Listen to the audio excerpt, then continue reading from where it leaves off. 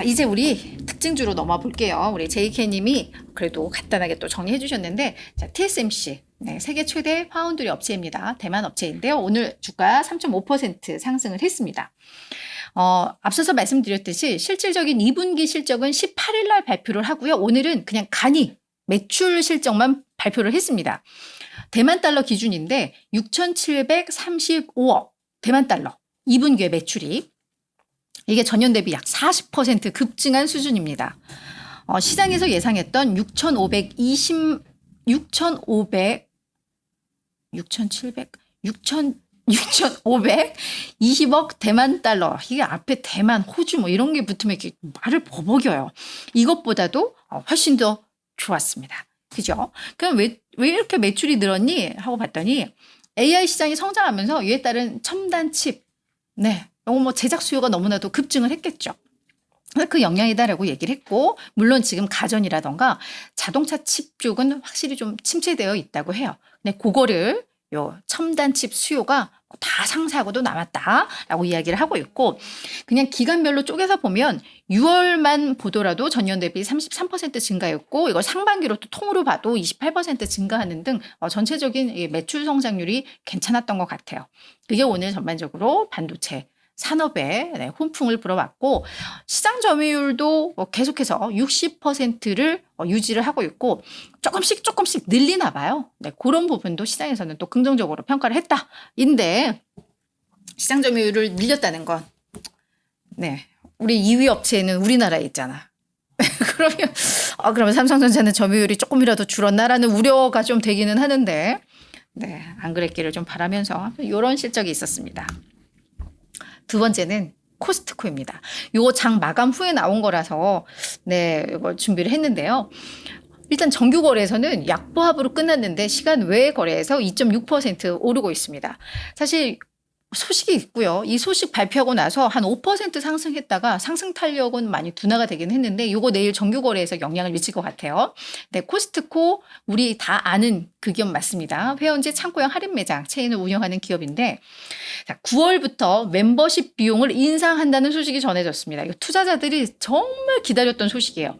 2년 동안 기다렸어요. 2년 동안.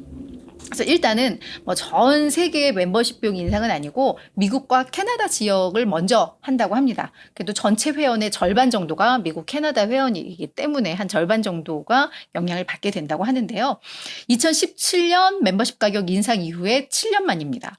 원래 코스트코는 5년 단위로 멤버십 가격을 올렸었는데, 근데 2년 전에는 뭐 코로나도 있고 막 이러면서 뭐 경기 침체 얘기도 막 있었고 막 이러면서 뭐 경기 침체에 대한 뭐 우려, 그리고 소비자들의 뭐 경제 상황이 좋지 않아서 약간 고통 분담을 하는 차원에서 멤버십 비용 인상을 계속 지연시켜 왔었죠. 그러다가 지난 5월에 실적 발표하면서 이제 수수료 인상은 뭐 하니 마니의 문제가 아니라 이제는 언제의 문제다라고 이야기를 하면서 임박했구나라는 걸 시사하긴 했는데, 그게 이제 이번에 발표가 된 겁니다. 그래서 일반 회원 같은 경우에는 연 60달러에서 이걸 65달러로 인상을 하고요. 이그제큐티브 회원이라고 해서 약간 프리미엄급 회원일 거예요.